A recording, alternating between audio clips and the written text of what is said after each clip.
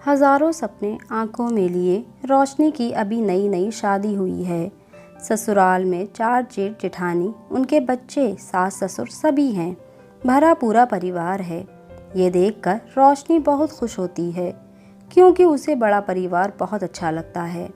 विदा होते समय पिताजी ने रोशनी से कहा, बेटी, ससुराल में सभी को अपना समझना। इन्हीं भावों के साथ रोशनी ने ससुराल में कदम रखा। सास ससुर उसने अपने माता पिता और जेठ जेठानी को बड़े भाई बहन की तरह देखा और उनके बच्चे तो जैसे उसकी जान हैं। उनके साथ खेलना कूदना मस्ती करना ये सब उसे बहुत अच्छा लगता क्योंकि वे उम्र में सबसे छोटी है, इसलिए वे हमेशा बच्चों के साथ ही ज़्यादा खुश रहती। अभी उसकी उम्र भी ज़्यादा नहीं थी, केवल 17 वर्ष की है। साज श्रृंगार, नए नए कपड़े, जगह जगह घूमना, ये सब कितना सुखद एहसास दे रहे हैं, मानो सारे सपने पूरे हो रहे हों। उसे सुख का आभास तो था, परंतु दुख का आभास नहीं था। इसके साथ साथ उसकी पढ़ाई भी चल रही थी क्योंकि वे अभी 12वीं कक्षा में ही थी। उसका पति सुधीर तो उस पर जान छिड़कता है। धीरे धीरे रोशनी सबको प्यारी लगने लगी। अपने स्वभाव और सौंदर्य से रोशनी सभी का मन मोह लेती। 1 वर्ष के भीतर भीतर ही उसने एक सुंदर कन्या को जन्म दिया। अब तो उसके जीवन में 4 चांद लग गए, मानो जीवन अब पूर्ण हो गया हो। वे 12वीं कक्षा में पास हो गई। अब उसे आगे पढ़ना है। वे कॉलेज जाना चाहती है, परंतु घर की जिम्मेदारी और बेटी को छोड़कर कॉलेज नहीं जा सकती। इसलिए सुधीर ने उसके फॉर्म घर से ही भर दिए। वे खुश होकर पढ़ाई करती, बेटी को रखती और घर का काम भी करती। सब कुछ कितना अच्छा चल रहा था। सभी जेठ सरकारी अफसर थे, इसलिए अपने कार्य क्षेत्र पर वे अपनी पत्नियों को भी ले गए। अब घर की सारी जिम्मेदारी रोशनी पर आ गई। सास हमेशा बीमार रहती।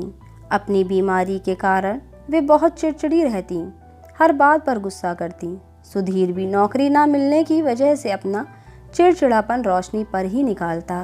अब तो जीवन जैसे बदल ही गया, कुछ भी पहले जैसा नहीं रहा। दिन भर काम करने के बाद रोशनी अपनी पढ़ाई करती। अब ससुर भी बीमार रहने लगे। जीवन का ये परिवर्तन बड़ा ही असहज था। फिर भी वे उम्मीदों से भरी रहती और हमेशा सुधीर को समझाती, देखना एक दिन सब कुछ ठीक हो जाएगा। काम और पढ़ाई के बोझ तले धीरे धीरे रोशनी दबने लगी। उस पर सभी की जिम्मेदारी इतनी छोटी सी उम्र में, परंतु वे कभी हार नहीं मानती थी। अब घर खर्च को लेकर रोज घर में बहस होती।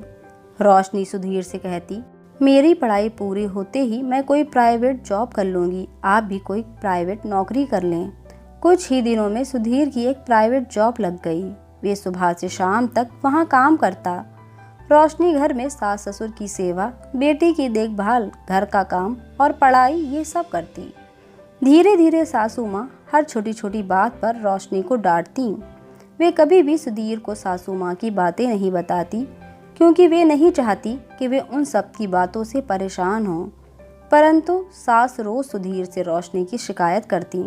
कुछ दिन तक तो सुधीर अपनी माँ की बातों को टालता रहा, परंतु धीरे धीरे वे उन सब बातों पर गौर करके रोशनी को डांटने लगा। जेठानियाँ छुट्टी मनाने घर आती और रोशनी को लंबे लंबे भाषण देकर जाती। रोशनी, माँ बाप की अच्छे से सेवा किया करो। सभी नसीहत देकर वहाँ से चले जाते।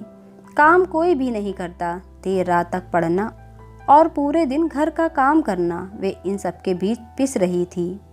वे अपने मायके में भी किसी से कुछ नहीं कह सकती थी क्योंकि उसके पिताजी नहीं चाहते थे कि वे अपने ससुराल की बातें मायके में बताए।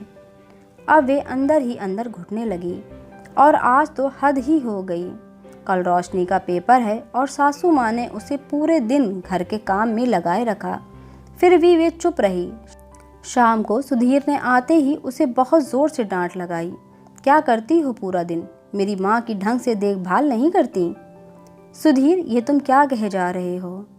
मैं अपने मम्मी पापा, भाई बहन और अपना बचपन छोड़कर तुम्हारे पास आई हूँ।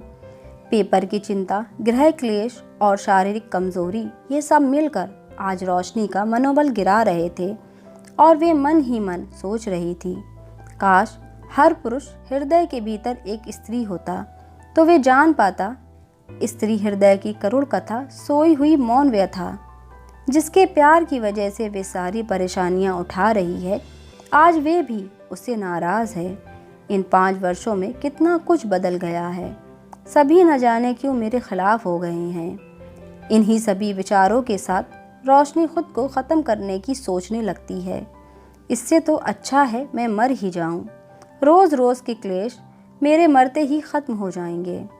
थका हारा सुधीर रात को सो गया, परंतु रोशनी की आंखों में नींद नहीं है। उसके मन मस्तिष्क में तरह तरह के विचार चल रहे हैं। तभी अचानक उसने अपना दुपट्टा उठाया और दूसरे कमरे में चली गई। वहां जाकर उसने अपने गले में फांसी लगा ली। जैसे ही उसका दम घुटने लगा, उसकी बेटी का चेहरा उसके सामने आ गया। उसकी आंखों के आगे धीरे धीरे अंधेरा छाने लगा। हाथ पैर शिथिल पड़ गए, जैसे भीतर से कोई साथ छोड़ रहा हो। यह अजीब सा एहसास उसको पहले कभी नहीं हुआ था। उसने तुरंत अपने गले से वे दुपट्टा हटाया और अपनी बेटी को छाती से चिपका लिया। उसकी आंखों से झरझर आंसू बह रहे थे। वे कभी सुधीर को देखती तो कभी अपनी बेटी को। कितना प्यार करते हैं सुधीर मुझसे, न जाने मैं ऐसा कैसे सोच गई। अब मैं जीवन में कभी भी आत्महत्या करने की कोशिश नहीं करूंगी। परिस्थितियों से लड़कर आगे बढ़ूंगी। हे प्रभु, ऐसी अंधेरी रात मेरे जीवन में फिर कभी ना आए।